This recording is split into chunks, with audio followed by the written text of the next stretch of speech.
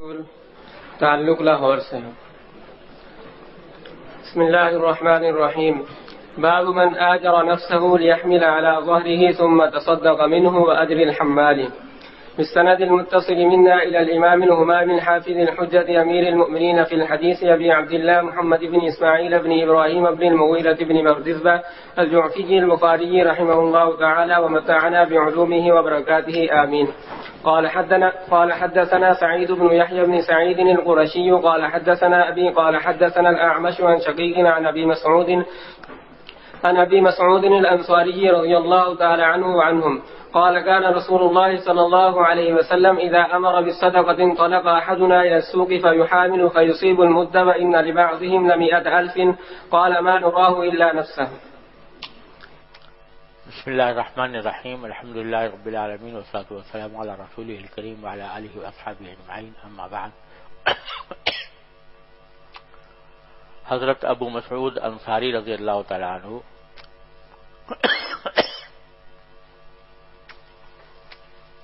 فرماتے ہیں کہ رسول اللہ صلی اللہ علیہ وسلم جب صدقے کا حکم دیتے تھے تو ہم میں سے ایک شخص بازار جاتا تھا فیحامل، پھر کسی کا بوجھ اٹھاتا تھا، فیصیب المدہ، اس بوجھ اٹھانے کے عوض میں اس کو ایک مد، کوئی گندم کا یا جو وغیرہ کا ایک مد مل جاتا تھا. یعنی گویا اس کے پاس خود اپنے پیسے تو ہوتے نہیں تھے کہ وہ صدقہ کرے، تو بازار جا کر حمال کا عمل کرتا تھا، یعنی کسی کا بوجھ اٹھاتا تھا اجرت پر، اور پھر اس اجرت کے طور پر اس کو ایک مد مل جایا کرتا تھا. تو اس طرح پھر وہ ایک مد جو ملا اس میں سے وہ صدقہ کر دیتا. اور اب کہتے ہیں وَإِنَّ لِبَعْضِهِمْ ل100,000، جو لوگ حضور اقدس صلی اللہ علیہ وسلم کے زمانے میں اس طرح کیا کرتے تھے کہ بوجھ اٹھا کر مزدوری کر کے مد کماتے تھے اور پھر اس سے صدقہ کیا کرتے تھے، ان میں سے بعض کے آج 1,00,000 درہم ان کے پاس موجود ہیں. یعنی یہ کہ وہ بہت ہی مالدار ہو گئے ہیں. حضور اقدس صلی اللہ علیہ وسلم کے زمانے میں جو بہت تنگ دست تھے اور مزدوری کر کے کسی طرح پیسے کماتے تھے، تو اب ان کے پاس 1,00,000 ہے. اعلیٰ اور شقیق ابن سلمہ جو ان سے روایت کر رہے ہیں، انہوں نے کہا کہ ما نراہ الا نفسہ، ہمارا گمان نہیں ہے مگر یہ کہ وہ خود اپنے بارے میں یہ بات کہہ رہے تھے. یعنی خود ان کا یہ معاملہ تھا کہ حضور اقدس صلی اللہ علیہ وسلم کے زمانے میں وہ بہت تنگ دست تھے اور صدقہ کرنے کے لیے بازار میں جا کر مزدوری کیا کرتے تھے، لیکن اب ان کے پاس 1,00,000 ہیں. تو مقصد یہ تھا بتلانے کا، حضرت ابو مسعود انصاری رضی اللہ عنہ کا مطلب یہ تھا کہ حضور کے زمانے میں تنگ دستی تھی، اب بہت فراخی ہو گئی ہے، اور یہ صدقے کی برکت ہے کہ صدقہ کرنے کے لیے محنت مزدوری کرتے تھے اور اس سے صدقہ کرتے تھے، تو اللہ تعالیٰ نے پھر ان کو اتنی برکت دی کہ 1,00,000 اب ان کے پاس موجود ہیں. امام بخاری نے اس کے اوپر 2 باتیں ترجمۃ الباب میں اس سے استدلال کیا ہے. ایک تو یہ کہ اگر کوئی شخص اپنے آپ کو مزدوری پر رکھے تاکہ اپنے پشت کے اوپر کوئی سامان اٹھائے پھر اس سے صدقہ کرے تو کوئی حرج نہیں، اچھی بات ہے. اور دوسرے یہ کہ اس سے یہ معلوم ہوا کہ حمال کی اجرت لینا جائز ہے، وہ اجر الحمال، کیونکہ وہ بوجھ اٹھا کر ہی مد بطور اجرت وصول کیا کرتے تھے. جی. باب اجر السمسرة. ولم ير ابن سيرين وعطاء وإبراهيم والحسن بأجر السمسار بأسا، وقال ابن عباس رضي الله تعالى عنهما وعنهم لا بأس أن يقول بعد هذا الثوب فما زاد على كذا وكذا فهو لك. وقال ابن سيرين رحمه الله تعالى إذا قال بيعه بكذا وكذا فما كان من ربح فهو لك أو بيني وبينك فلا بأس به. وقال النبي صلى الله عليه وسلم المسلمون عند شروطهم. یہ باب ہے سمسرہ کی اجرت وصول کرنے کے بارے میں. سمسرہ کے معنی ہے دلالی، یعنی کوئی شخص جو ہے وہ دوسرے کا کوئی سامان بکواتا ہے یا کوئی شخص کوئی خریدنا چاہتا ہے کوئی چیز اور کسی کو دلال بناتا ہے کہ بھئی تم مجھے یہ چیز خریدوا دو، تو شراء کا سمسرہ ہو یا بیع کا ہو، دونوں جائز ہیں اور دونوں کی اجرت لینا جائز ہے۔ اس میں تھوڑی سی تفصیل یہ ہے کہ اگر کسی شخص کو وکیل بنایا یا دلال بنایا کہ تم میری یہ چیز بکوا دو بازار میں، تو اس صورت میں اس کی دو صورتیں ہو سکتی ہیں۔ ایک صورت تو یہ ہے کہ اس کو یہ کہا جائے کہ بھئی میں تمہیں کرائے پر لیتا ہوں اور تم مجھے 1 مہینے تک میرے ساتھ کام کرو گے، اور اس کام یہ ہے کہ تم کوئی خریدار تلاش کرو میرے لیے۔ تو یہ تو اجارہ ہے، 1 مہینے تک وہ کام کرے گا، وقت متعین ہے اور کام فی الجملہ متعین ہے اور اس کی اجرت طے کر لی گئی ہے، تو یہ تو اجارہ ہے، جس کے جواز میں کوئی کلام نہیں۔ لیکن سمسرہ اس کو کہتے ہیں کہ اس میں نہ وقت متعین ہے اور نہ عمل کی مقدار متعین ہے، بلکہ یہ کہا ہے کہ مثلا میرا مکان ہے وہ بکوا دو، اور جب بکوا دو گے تو پھر اس کے اوپر تمہیں اتنی اجرت ملے گی۔ اب بکوانے میں یہ بھی ہو سکتا ہے کہ وہ صبح کو اس نے کہا کہ بکوا دو اور شام کو ہی وہ خریدار لے کر آ گیا اور بکوا دیا، تو ایک دن کا کام ہوا اور فارغ ہو گیا اور اجرت بھی مل گئی۔ اور یہ بھی ہو سکتا ہے کہ مہینے بھر تک کوشش کرتا رہے اور اس کو کوئی خریدار نہ ملے، اور وہ مہینے بھر کوشش کرنے کے باوجود اس کو کچھ اجرت وصول نہ ہو، تو اس کو سمسرہ کہتے ہیں۔ یعنی اس میں جو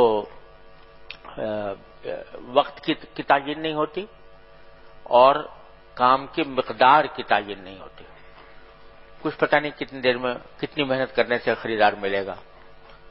تو اس کے بارے میں علامہ عینی رحمۃ اللہ علیہ نے نقل کیا ہے کہ یہ ائمہ ثلاثہ کے نزدیک تو جائز ہے، امام ابو حنیفہ کے نزدیک ناجائز ہے، اس لیے کہ اس میں کچھ پتہ نہیں ہے کہ اس کو وہ خریدار ملے گا یا نہیں ملے گا، اور کب ملے گا، کتنا وقت لگے گا، کتنی محنت کرنی پڑے گی۔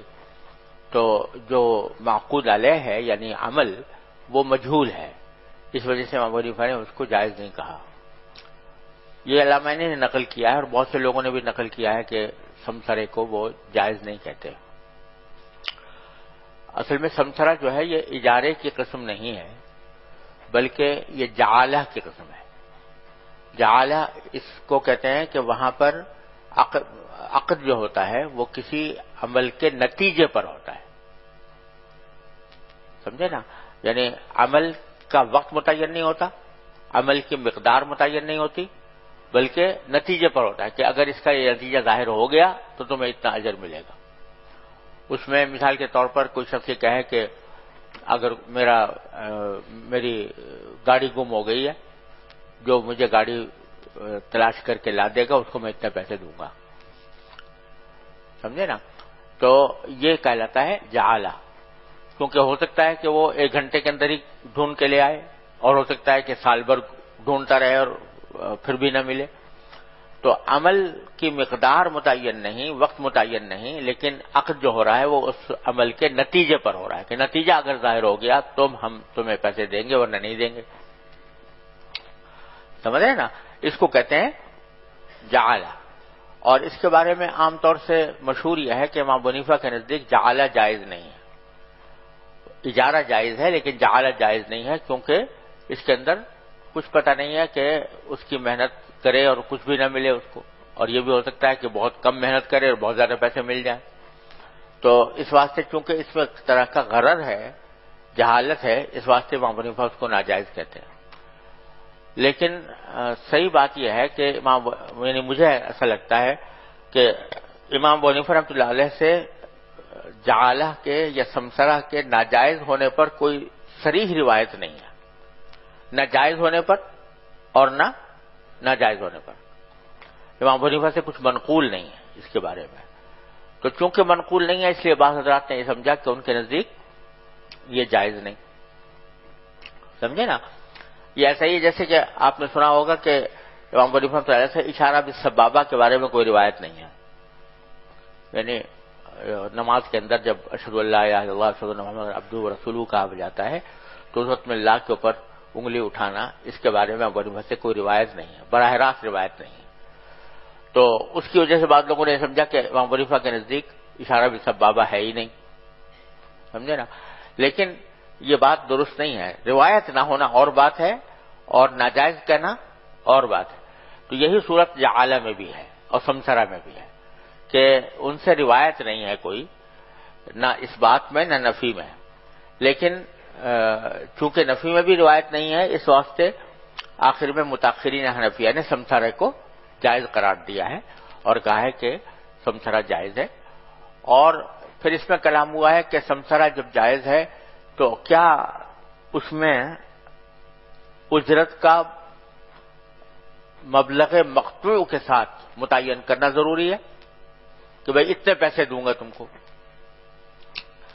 یا یہ کہ اگر یہ معاملہ طے ہو کہ بھئی جتنے میں تم میرا مکان بکواؤ گے اس کا 1% میں لوں گا یا 10% میں لوں گا.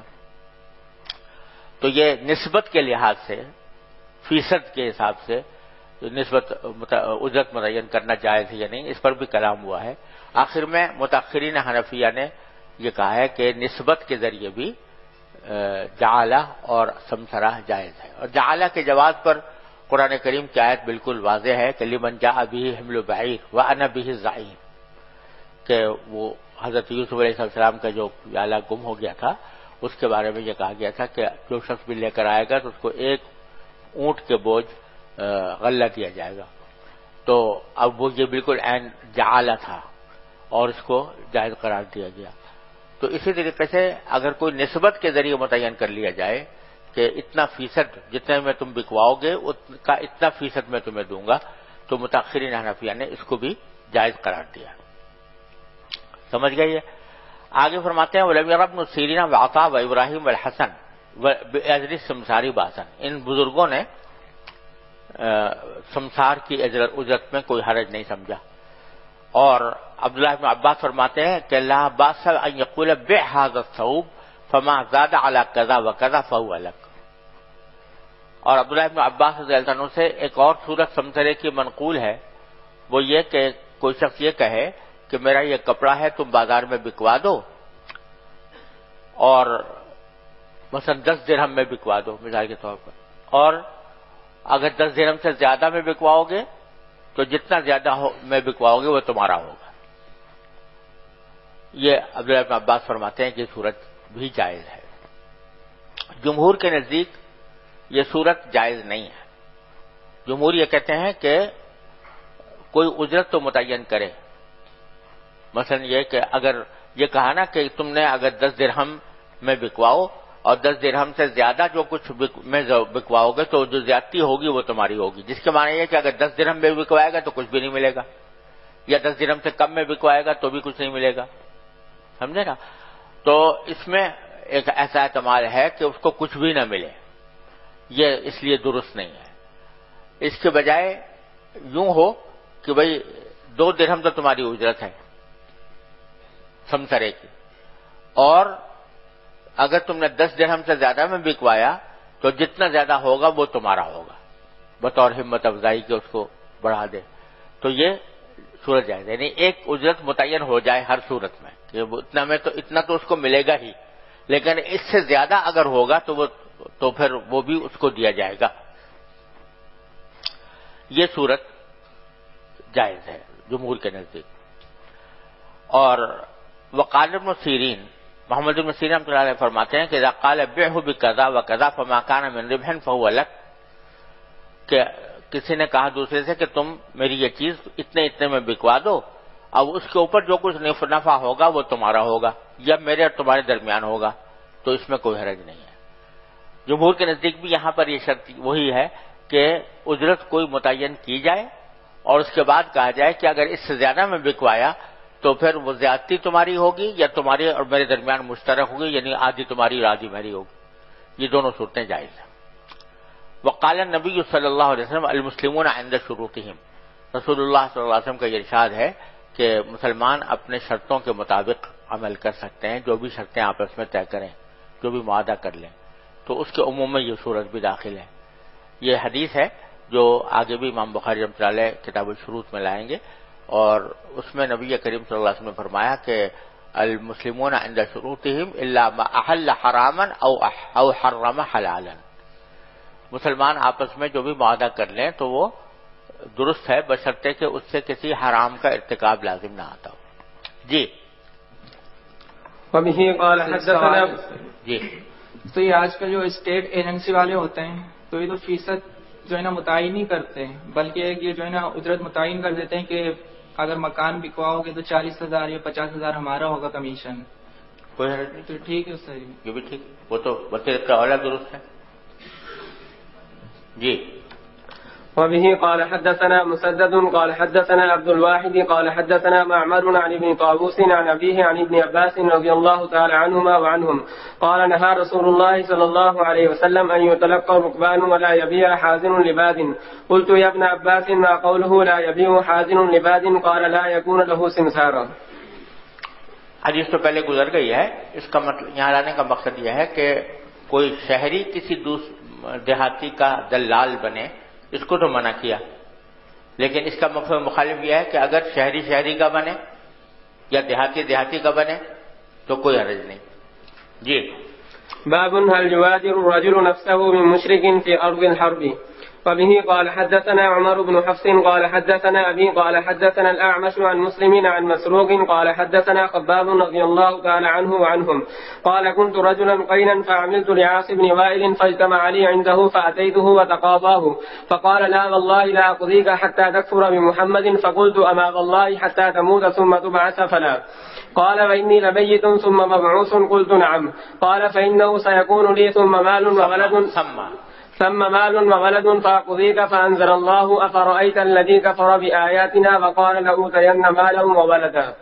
یہ حدیث پہلے گزر گئی ہے کہ حضرت خباب فرماتے ہیں کہ میں لوہار تھا اور عاص بن وائل کے لیے میں نے کچھ کام کیا تھا، تو اس کے پاس اس کے ذمہ میرے کچھ پیسے ہو گئے تھے، میں تقاضا کرنے کے لیے گیا تو اس نے کہا کہ میں اس وقت تک نہیں دوں گا جب تک کہ تم حضور کی نبوت کا انکار نہ کرو، والعیاذ باللہ۔ تو میں نے کہا کہ میں یہ کر نہیں سکتا، جب تک کہ تم مر جاؤ دوبارہ زندہ ہو جاؤ تب بھی نہیں کروں گا۔ تو اس نے کہا کہ اگر میں کیا دوبارہ زندہ ہوں گا؟ تو نے کہا ہاں۔ تو اس نے کہا کہ سیکون لی ثم مال وولد، تو میرے لیے وہاں ثم ہے، یہ یعنی وہاں یعنی آخرت میں وہاں پر بھی میرے پاس مال ہوگا اور اولاد ہوگی تو میں اس وقت دے دوں گا تمہیں۔ تو اس پر یہ آیت کریمہ نازل ہوئی تھی۔ تو یہاں حضرت خباب مومن تھے اور انہوں نے مزدوری کی عاص بن وائل کی جو مشرک تھا، تو اس سے امام بخاری استدلال کر رہے ہیں کہ اگر کوئی مسلمان اپنا اجیر بنے کسی مشرک کا تو یہ جائز ہے، ناجائز نہیں ہے، ورنہ حضرت خباب عاص بن وائل کے اجیر نہ بنتے۔ جی جی جی دارالحرب میں بھی یہی حکم ہے؟ دارالحرب میں بھی یہ کہا فی ارض الحرب، اگر کافروں کی مدد اس سے لازم آتا ہو تو پھر یعنی اگر مسلمانوں کے خلاف جنگ کے اندر ان کی مدد کرنا لازم آتا ہو تو وہ جائز نہیں ہے، یعنی اس وجہ سے نہیں کہ وہ مشرک ہے، بلکہ اس وجہ سے کہ وہ مسلمانوں سے جنگ کر رہا ہے اور جنگ میں مدد دینا مسلمانوں کے خلاف یہ جائز نہیں ہے، لہذا وہ جائز نہیں ہوگا۔ جی استاد جی، یہ ترجمانی اگر انگریزوں کی کر رہے افغانستان میں، اگر کوئی شخص افغانستان میں انگریزوں کی ترجمانی کر رہے تو وہ بھی دارالحرب ہے؟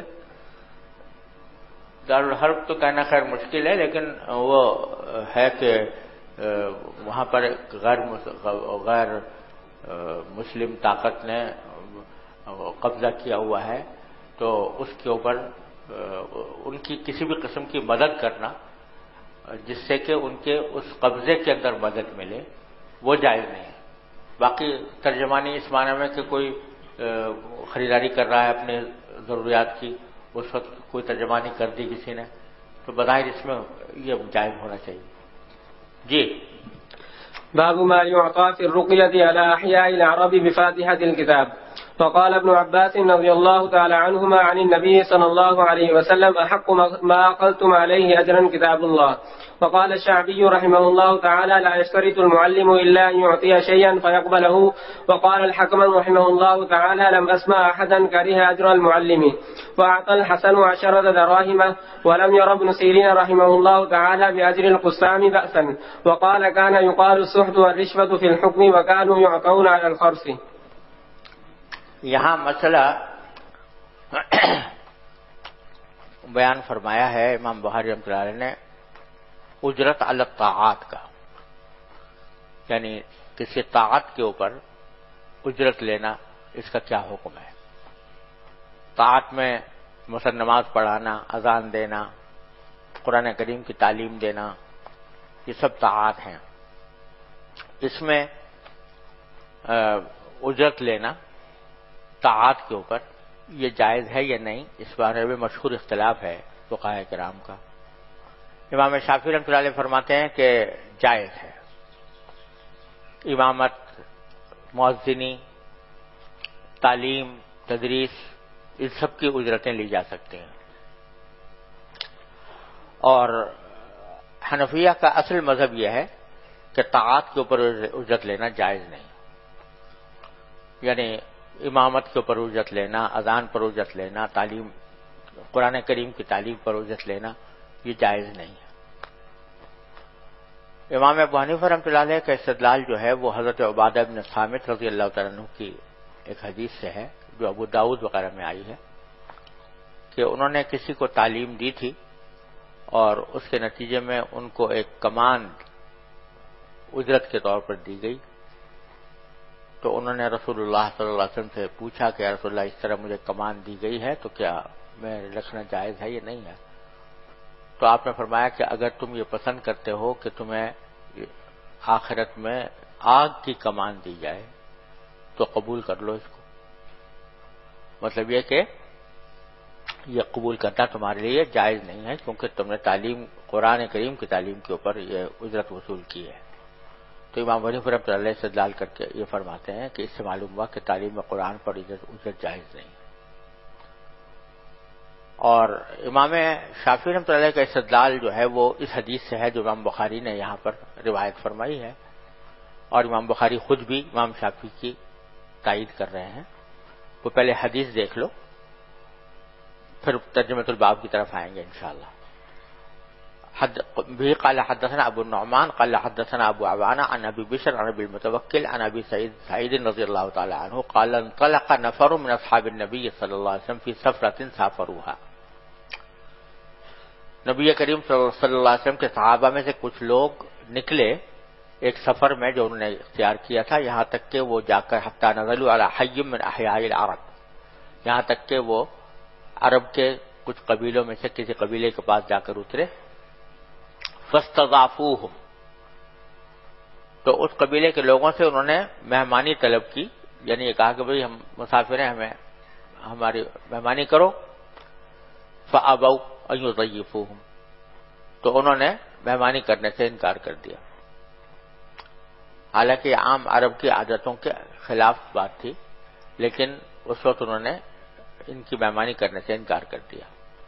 فلدغ سید ذلک الحی، پھر ہوا یہ کہ اس قبیلے کے سردار کو کسی سانپ نے کاٹ لیا۔ لدغا یعنی کاٹ لیا گیا، یعنی سانپ کی طرف سے کاٹ لیا گیا، سانپ نے کاٹ لیا اس کو۔ فسعوا له بكل شيء، تو ان لوگوں نے بہت کوشش کی ہر طرح کی دوا استعمال کر کے کہ اس کی تکلیف دور ہو جائے۔ لا ينفعه شيء، تو کوئی کسی چیز سے اس کو فائدہ نہیں ہو رہا تھا۔ فقال بعضهم، تو اسی قبیلے کے کچھ لوگوں نے کہا کہ لو اتیتم هؤلاء الرهط الذين نزلوا، اگر تم ان لوگوں کے پاس جاؤ، اس گروہ کے پاس جو آ کر ہمارے قبیلے کے پاس آ کر اترا ہے، کیونکہ کچھ مولوی قسم کے لوگ نظر آتے ہیں، تو لعلہ ان یکون عند بعضهم شیء، تو شاید ان میں سے کسی کے پاس کوئی چیز ہو، یعنی کوئی رقیہ وغیرہ کہ جس کے ذریعے اس کا علاج کیا جا سکے. فَأَتَوْهُ، تو یہ آئے. فَقَالُوا يَا أَيُّهَا الرَّحَقُ إِنَّ سَيِّدَنَا لُدِغَ، کہ ہمارے سردار کو سانپ نے کاٹ لیا ہے. وَسَعَيْنَا لَهُ بِكُلِّ شَيْءٍ لَا يَنفَعُهُ فَهَلْ عِندَ أَحَدٍ مِّنكُم مِّن شَيْءٍ، کیا تمہارے پاس کوئی چیز ایسی ہے جس سے اس کا علاج کریں؟ فَقَالَ بَعْضُهُمْ نَعَمْ، تو صحابہ میں سے کسی نے کہا کہ ہاں. وَاللَّهِ إِنِّي لَأَرْقِي، یہ کہا کہ میں رقیہ کرتا ہوں، یعنی وہ منتر کچھ پڑھتا ہوں، جھاڑ پھونک کرتا ہوں. وَلَكِنْ وَاللَّهِ لَقَدْ اسْتَضَفْنَاكُمْ فَلَمْ تُضَيِّفُونَا، لیکن تمہارا حال یہ ہے کہ ہم نے تم سے مہمانی مانگی تھی، تم نے ہماری مہمانی نہیں کی. فَمَا أَنَا بِرَاقٍ لَكُمْ حَتَّى تَجْعَلُوا لَنَا جُعْلًا، تو میں تمہارا رقیہ نہیں کروں گا، جھاڑ پھونک نہیں کروں گا جب تک کہ تم ہمارے لیے کوئی جعل مقرر نہ کر دو، یعنی کوئی اجرت دو گے تو کروں گا. فَصَالَحُوهُمْ عَلَى قَطِيعٍ مِّنَ الْغَنَمِ، تو انہوں نے مصالحت کی ان سے ایک بکریوں کے گلے کے اوپر کہ اگر ہم یہ رقیہ کریں گے اور اگر یہ ٹھیک ہو گیا تو ایک بکریوں کا گلہ تمہیں دینا ہوگا. فَانْطَلَقَ يَتْفُلُ عَلَيْهِ، تو وہ صاحب گئے اور جا کر انہوں نے تھوکنا شروع کیا اس پر. یتفلو کے لفظ وہاں تھوکنا، یعنی وہ جھاڑ پھونک شروع کی. وَيَقْرَأُ بِالْحَمْدُ لِلَّهِ رَبِّ الْعَالَمِينَ، اور رقیہ کیا تھا کہ سورہ فاتحہ پڑھ رہے تھے. فَكَأَنَّمَا نُشِطَ مِنْ عِقَالٍ، اللہ تعالیٰ کرنا ایسا ہوا کہ اس رقیہ کی برکت سے وہ ایسا ہوا جیسے کہ اس کو رہائی دے دی گئی ہو رسی سے، جیسے رسی سے بندھا ہوا ہو تو اس کو رہائی دے دی گئی ہو، اس طریقے سے اس کو اس تکلیف سے نجات مل گئی. فَانْطَلَقَ يَمْشِي، تو وہ اٹھ کر چلنے لگا جس کو سانپ نے کاٹا تھا. وَمَا بِهِ قَلَبَةٌ، جبکہ اس کو کوئی بیماری نہیں تھی. قلبہ کے معنی بیماری، یعنی اس طرح چلنے لگا کہ جیسے کوئی بیماری تھی ہی نہیں، اس طرح ٹھیک ہو گیا. قَالَ فَأَوْفَوْهُمْ جُعْلَهُمْ، تو ان قبیلے والوں نے پورا دیا ان کو ان کی جعل، یعنی الذی صالحوہم علیہ، جس کے اوپر مصالحت کی تھی. وقال بعضهم اقسموا یا اقسموا، تو بعض لوگوں نے کہا کہ بھئی اب تقسیم کرو یہ بکریاں جو ملی ہیں.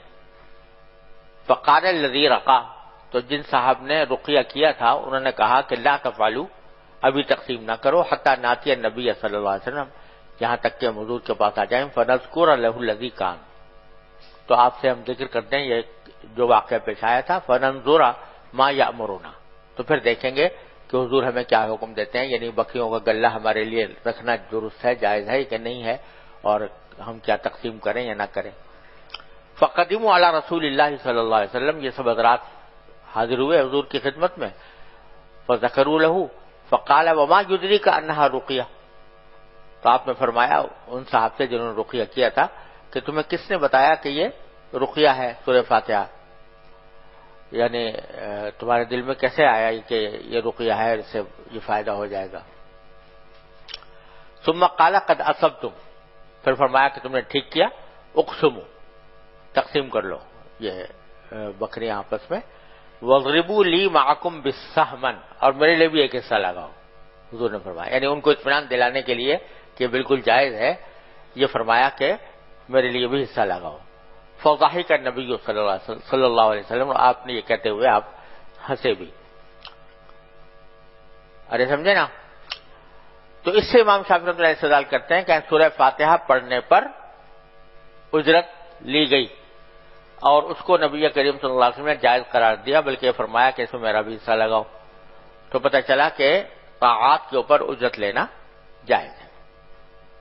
حنفیہ کی طرف سے اس کا جواب یہ ہے کہ یہ ما نحن فیہ میں داخل ہی نہیں، کیونکہ جس مسئلے میں اختلاف ہے وہ یہ ہے کہ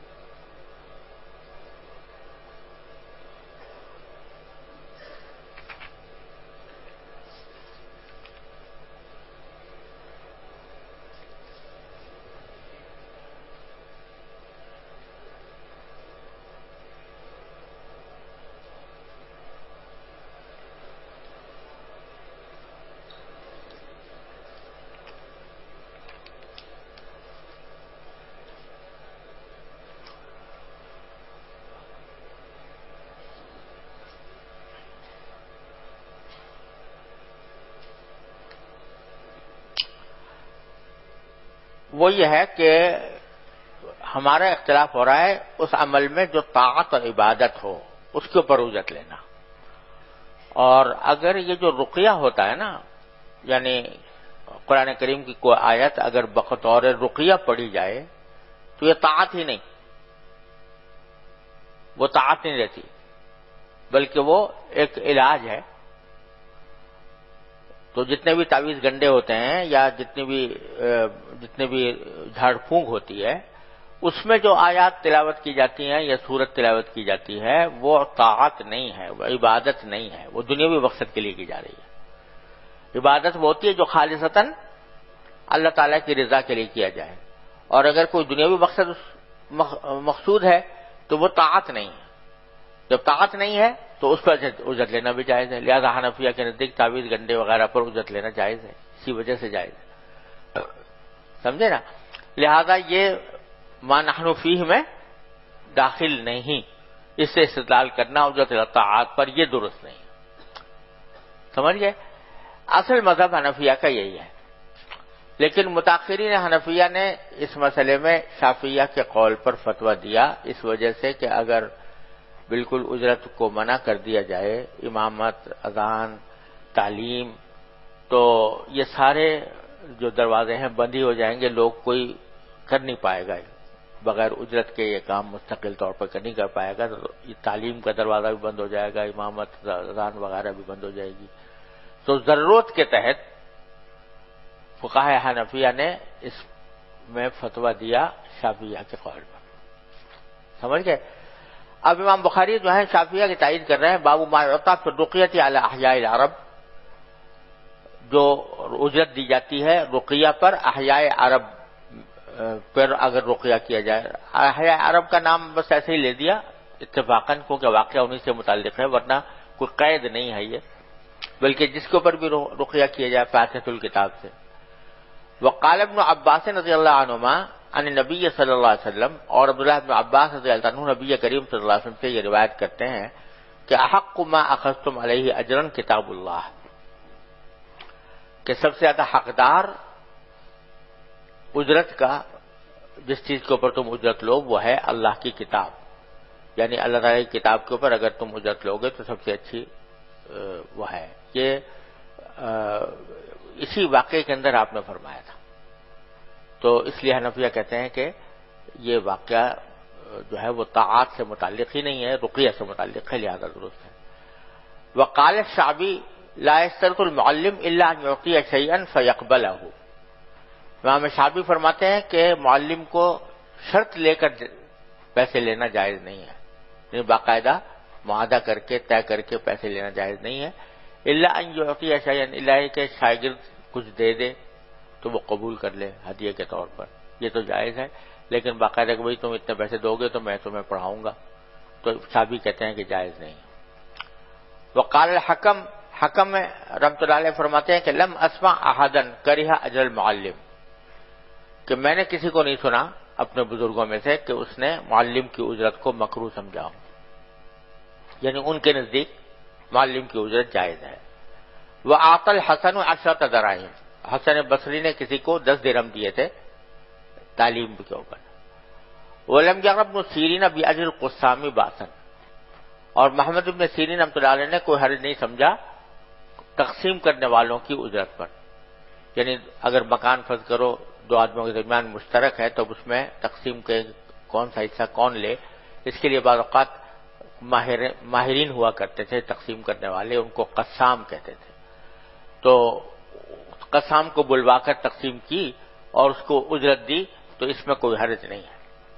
وقال کان یقال، اور یہ فرمایا محمد بن سیرین نے کہ یہ کہا جاتا تھا کہ السحت والرشوۃ والحکم، کہ جو قرآن کریم میں سحت کا لفظ آیا ہے نا، اکالون للسحت، تو اس کے معنی یہ ہوتے ہیں کہ فیصلے کے اندر رشوت لینا. یعنی اگر کوئی قاضی جو ہے وہ رشوت لے کر کسی کے حق میں فیصلہ کرے تو اس کو وہ مراد ہے سحت سے، یہ حرام ہے. وکانوا یعطون علی الخرص، اور جو لوگ کے خرچ کیا کرتے تھے، خرچ کے معنی یہ کہ حضور اقدس صلی اللہ علیہ وسلم بعض اوقات بعض صحابہ کرام کو بھیجتے تھے کہ جا کر دیکھو کہ نخلستان جو جن میں کھجوریں آ رہی ہیں تو کون سے باغ میں کتنی کھجور آنے کی توقع ہے، اس کو اندازہ لگانے کے لیے کسی آدمی کو بھیجتے تھے. تو تفصیل اس کی کتاب الزکات میں آئے گی انشاءاللہ. تو وہاں جو صاحب کے وہ اندازہ لگانے کے لیے جاتے تھے ان کو اجرت دی جاتی تھی. کانو یعطون علی الخرص، صحابہ کرام کو اجرت دی جاتی تھی خرص کے اوپر، یعنی نخلستانوں کے پھلوں کی مقدار کا اندازہ کرنے کے لیے کہ کتنا پھل اس پر آئے گا، اس کی اجرت بھی دی جاتی تھی. بس چلیے. استاد جی یہ قرآن سنا کے جو رمضان میں اجرت دیتے ہیں اس کا کیا حکم ہے؟ تراویح کے اوپر اجرت لینا حنفیہ کے نزدیک جائز نہیں ہے. وجہ اس کی ہے کہ جو میں نے عرض کیا نا کہ فتویٰ دیا گیا شافعیہ کے قول پر، وہ ضرورت کی وجہ سے دیا گیا، یہ دروازہ بند نہ ہو جائے. تراویح کے اندر اگر کوئی فرض کرو قرآن شریف نہیں سناتا بغیر اجرت کے اور نہیں ملتا کوئی حافظ، تو اسے تراویح بند نہیں ہوتی. تراویح کسی بھی چھوٹی چھوٹی صورتیں پڑھ کر بھی پڑھی جا سکتی ہے، لہذا وہاں ضرورت نہیں ہے. کیونکہ ضرورت نہیں ہے تو حنفیہ کا اصل مذہب یہی ہے کہ اس پر اجرت لینا درست نہیں. پھر استاد یہ جو یا حق و ماخذ تمہاری اجرن کتاب اللہ جو یہاں ہاں کتاب اللہ جو کہا تو یہ بھی اس میں داخل نہیں ہے. بتایا نا میں نے کہ یہ اسی موقع پر فرمایا تھا آپ نے جو کہ انہوں نے سورہ فاتحہ پڑھ کر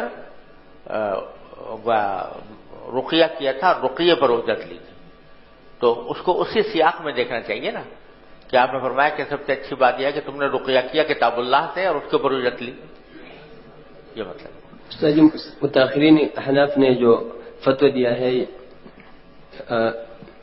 ان کاموں پر، تو اب شوافی کے نزدیک تو ایسا نہیں ہے کہ جب ضرورت ہو، کیونکہ جب احناف نے ان کے مطابق فتویٰ دیا ہے تو اس میں ضرورت کی بات ہم کیوں لاتے ہیں؟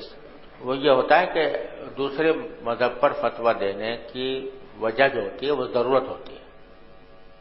تو ضرورت تقدر بقدر ضرورت، جس حد تک ضرورت ہے اس حد تک اس مذہب پر عمل کیا جائے گا، جہاں ضرورت نہیں ہے تو وہ اصل مذہب کے اوپر چلے جائیں گے.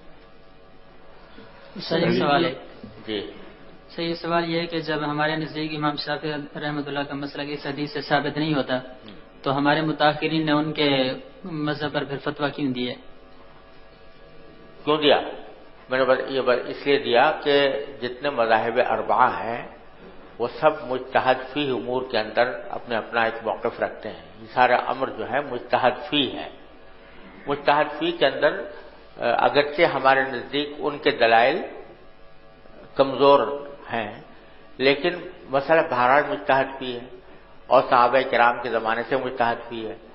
اور مجتہد فی مسئلے کے اندر کسی ایک جانب کو باطل محض نہیں کہا جا سکتا، اور اس اجتہاد کا فائدہ یہی ہوتا ہے کہ کسی ضرورت کے موقع پر اس کے کسی دوسرے کے قول کو اختیار کر لینے کی گنجائش ہوتی ہے.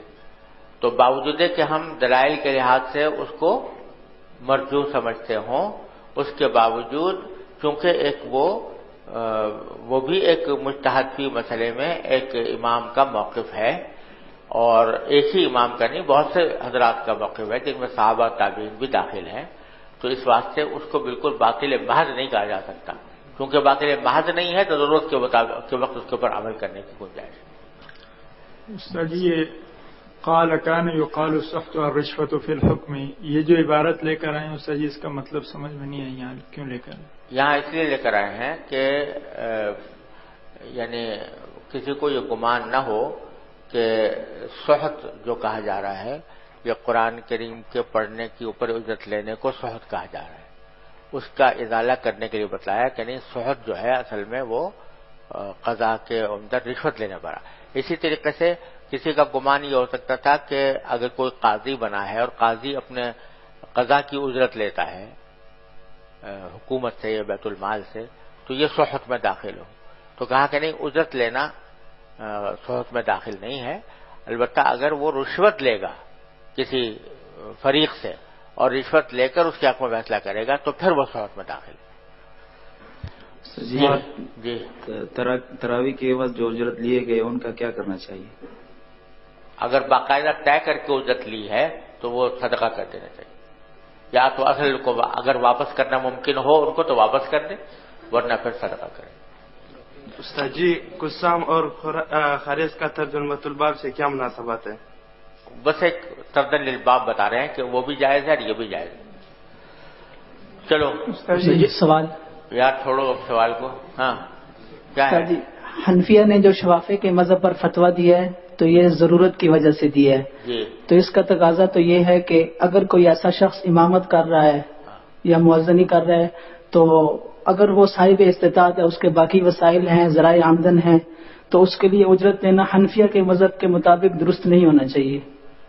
دیکھو یہ جو حکم دیا گیا ہے وہ ایک عمومی حکم ہوا کہ اگر اجرت کو بالکل یا ناجائز قرار دے دیا جائے تو لوگ کوئی آئے گا نہیں اس کام کے لیے.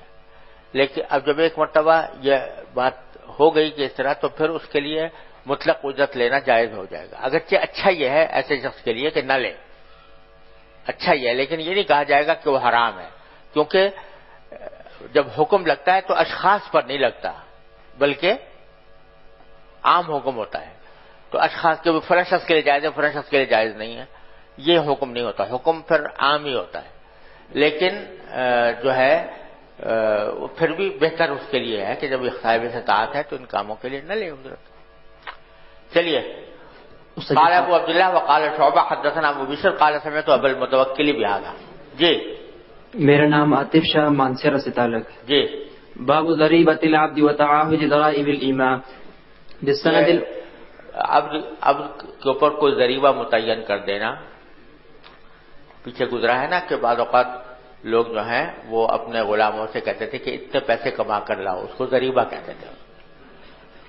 اور اسی طریقے سے تعاہدی ضرائب الاماء اور باندیوں کے اوپر جو ضریبہ متعین کیا جاتا تھا اس کی نگرانی, تعاہد کے معنی نگرانی, یعنی یہ کہ وہ واقعتاً مناسب ہے یا نامناسب ہے, زیادہ بہت زیادہ مقرر کر رکھا ہے کسی نے جو اس کی طاقت سے باہر ہے, تو اس بات کا کی نگرانی کرنا یہ بھی امام کے فرائض میں داخل ہے. یہ مطلب ہے.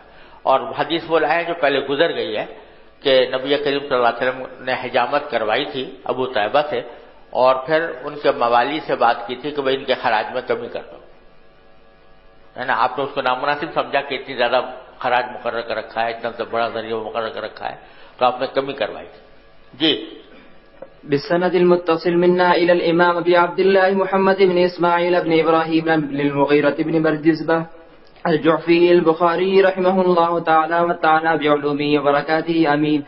قال حدثنا محمد بن يوسف قال أخبرنا سفيان عن حميد الطويل عن أنس بن مالك رضي الله تعالى عنه وعنهم قال حجم أبو طيبة النبي صلى الله عليه وسلم فأمر له بصاع أو صاعين من طعام وكلم مواليه فخفف عن غلته أو ضريبته. باب خراج الحجام.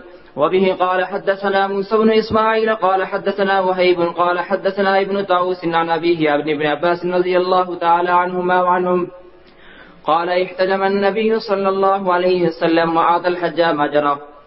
وبه قال حدثنا مسدد قال حدثنا يزيد بن زرع قال حدثنا خالد عن إكرمة عن ابن عباس رضي الله تعالى عنهما وعنهم قال احتجم النبي صلى الله عليه وسلم وأعطى الحجام أجره ولو علم كراهية لم يعطه. وبه قال حدثنا أبو نعيم قال حدثنا مسعر عن عمرو بن عامر قال سمعت أنس رضي الله تعالى عنه وعنهم يقول كان النبي صلى الله عليه وسلم يحتجم ولم يكن يظلم أحدا أجره. باب من كلم والي العبد أن يخففوا عنه من خراجه. وبه قال حدثنا آدم قال حدثنا شعبة عن حميد الطويل عن أنس بن مالك رضي الله تعالى عنه وعنهم قال دعا النبي صلى الله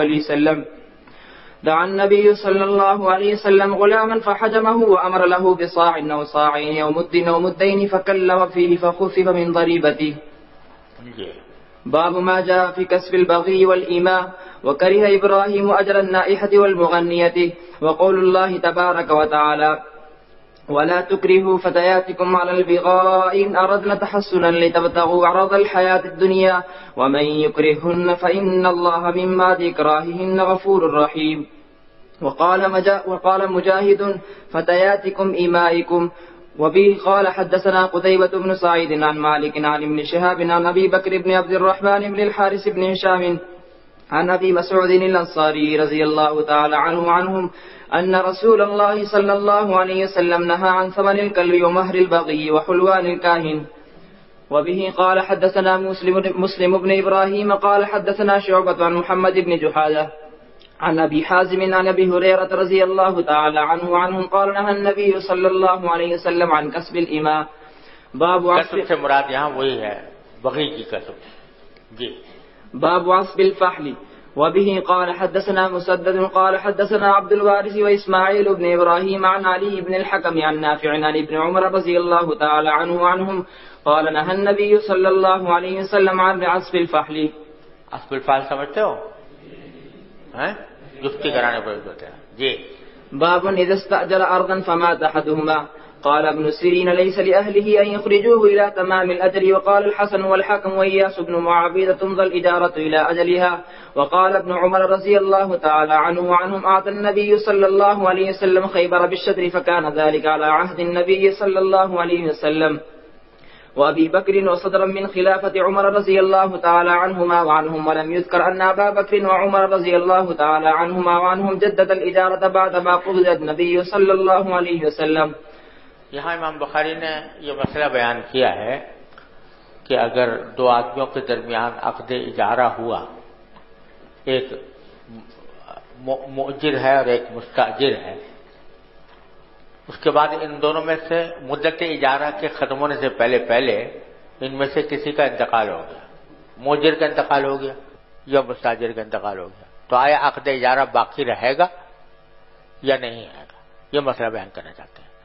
یہ مسئلہ مختلف فی ہے اور امام بخاری رحمۃ اللہ علیہ نے اس معاملے میں امام احمد بن حنبل رحمۃ اللہ وغیرہ کا مسلک اختیار کیا ہے، جو یہ فرماتے ہیں کہ موت سے اجارہ ختم نہیں ہوتا، بلکہ مرنے والے کے ورثاء اس کے قائم مقام ہو کر اجارے کو باقی رکھیں گے. مثلا موجر اگر مر گیا، فرض کرو کسی نے زمین کرائے پر دی تھی اور مکان کرائے پر دیا تھا اور وہ مر گیا، تو اب اس کے ورثاء اس کے قائم مقام ہو کر موجر ہوں گے اور اجارہ جاری رہے گا جب تک کہ مدت اجارہ ختم نہ ہو جائے. یا مستاجر اگر مر گیا تو اگرچہ وہ تو اس کا تو انتقال ہو گیا، لیکن اس کے جو وارث ہیں وہ مدت اجارہ تک اس گھر سے انتفاع کرنے کے حقدار ہوں گے اجرت کے مقابلے میں. اور امام ابو حنیفہ رحمۃ اللہ علیہ کا مسلک یہ ہے کہ احد العاقدین کی موت سے اجارہ ختم ہو جاتا ہے، کیونکہ موجر اگر مر گیا فرض کرو تو اب وہ جو مالک تھا وہ موجر، وہ جب مر گیا تو وہ جو گھر تھا مثلا وہ اس کی ملکیت سے نکل گیا، اب کس کی ملکیت میں آ گیا؟